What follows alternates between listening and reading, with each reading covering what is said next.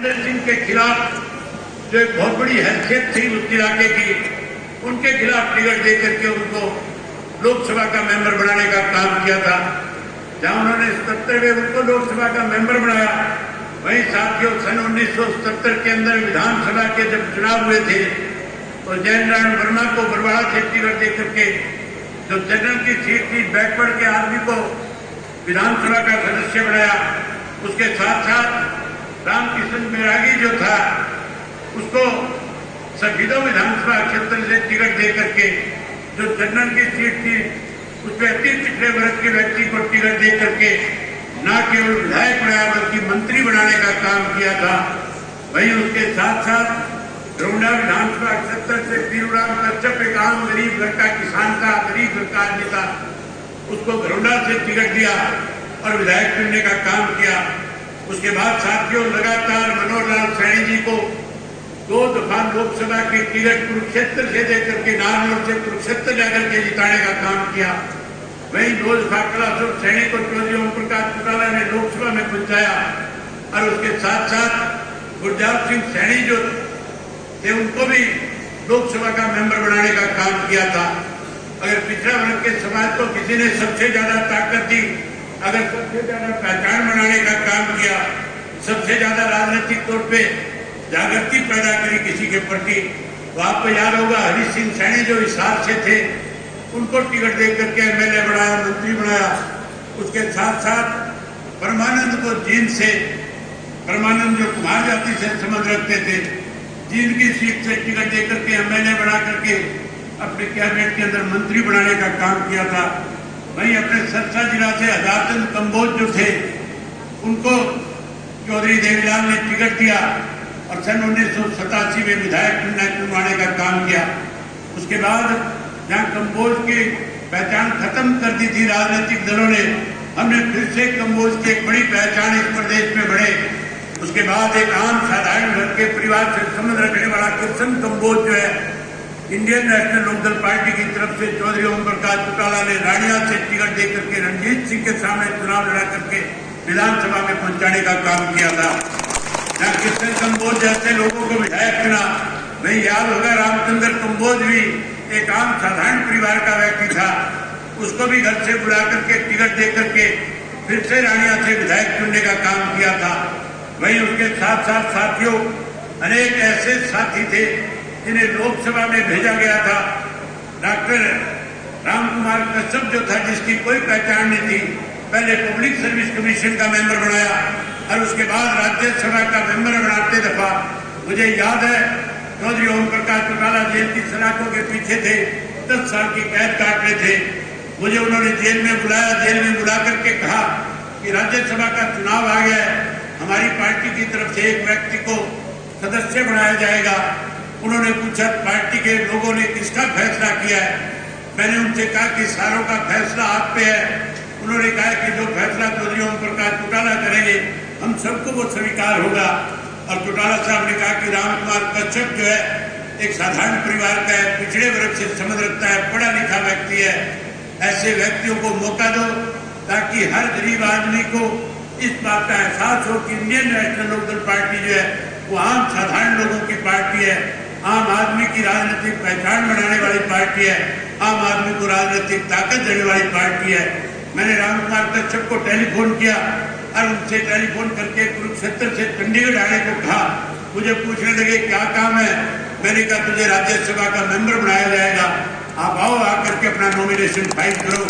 हैरानी की बात है साथियों, पूछ लेना राम कुमार कश्यप से, अगर वो जमीन रखता होगा तो बताएगा कि 5000 रुपया जो है उसकी जेब के अंदर नॉमिनेशन फाइल करते दफा जो जमा कराया जाता है वो भी फाइल कराया गया था। जहां राम कुमार कश्यप के लोगों के अंदर राज्यसभा में भेजा, वहीं उसके साथ साथ ये आपका रणवीर गंगवा जो है एक पार्षद हुआ करता था, केवल पार्षद के टिकट पे चुनाव जीत करके आया था। चौधरी ओम प्रकाश चौटाला ने कैसे कुमार जाति और पिछड़े वर्ग के लोगों को इस बात के लिए ताकत मिले, उनकी पहचान बढ़े। इस देश के अंदर ना लोकसभा में ना राज्यसभा में कोई कुमार जाति से संबंध रखने वाला व्यक्ति कभी भी कोई सदस्य नहीं बना था।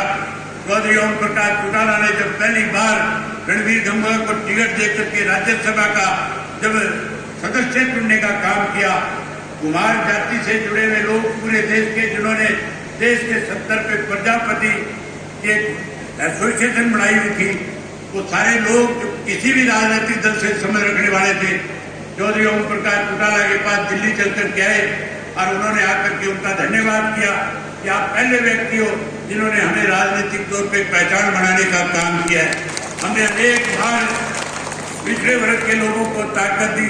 जहाँ साथियों, हमने तो पिछड़े वर्ग के लोगों को राज्यसभा, विधानसभा, लोकसभा का मेंबर बनाया, वहीं ये कांग्रेस पार्टी वाले कहते हैं कि हम पिछड़ा वर्ग के लोगों को साथ लेकर के चलने का काम करते हैं।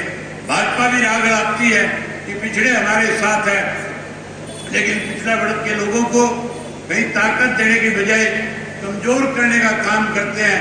आपको याद होगा, हमने तो जब भी लोकसभा के अंदर, राज्यसभा के अंदर जब कोई सीटें इंडियन नेशनल लोकदल पार्टी के खाते में आई, हमने राज्यसभा के सदस्य के रूप में पिछड़े वर्ग के लोगों को, एससी समाज के लोगों को मेंबर बनाने का काम किया था। वहीं आज जब पिछले दिनों राज्यसभा की एक सीट का चुनाव हो रहा था जो कांग्रेस के खाते में जा रही थी, कांग्रेस ने किसी पिछड़े को टिकट देने की बजाय इस भूपेंद्र सिंह हुड्डा ने शैलजा की टिकट कटवा करके, अपने स्कूल कास्ट जाति के लोगों की टिकट को काट करके केवल अपने बेटे को राज्यसभा में भेजने के लिए इसने सब लोगों को बिठाड़ने का काम किया था।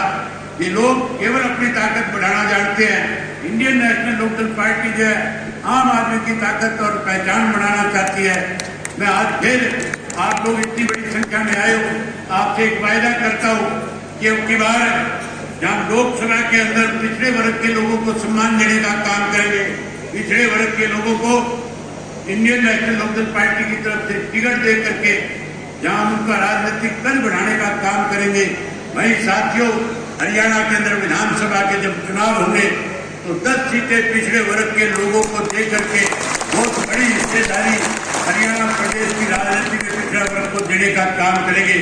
जहाँ पिछड़ा वर्ग के लोगों की बड़ी पहचान बनाएंगे, जहाँ उनको मंत्रिमंडल में स्थान देंगे, वहीं उसके साथ साथ हमारी पार्टी का एक फैसला है कि अगर अपने इंडियन नेशनल लोकदल पार्टी को सत्ता में लाने का काम किया, अगर 2024 में पार्टी को सत्ता में लाए तो सत्ता में आने के बाद पिछड़ा वर्ग के एक साथी को डिप्टी चीफ मिनिस्टर के पद पे बैठाने का काम इंडियन नेशनल लोकदल पार्टी करेगी।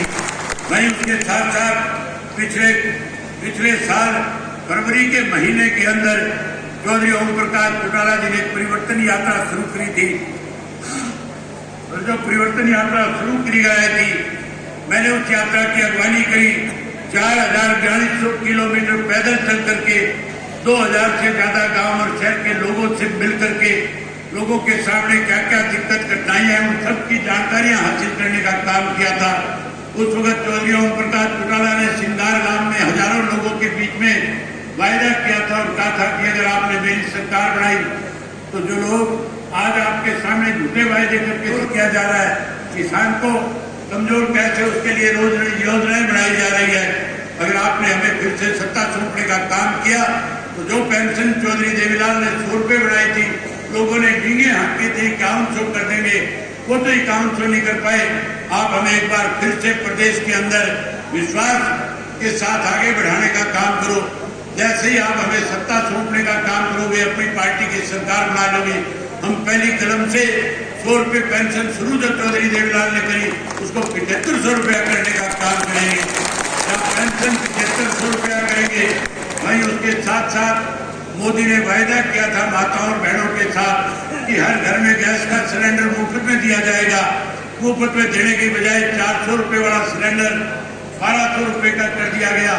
हम आपसे वायदा करते हैं कि जैसे आप सत्ता सौंपने का काम करोगे, हम 1200 वाले सिलेंडर को आपके घर महीने की पहली तारीख को मुफ्त में पहुंचाने का काम करेंगे।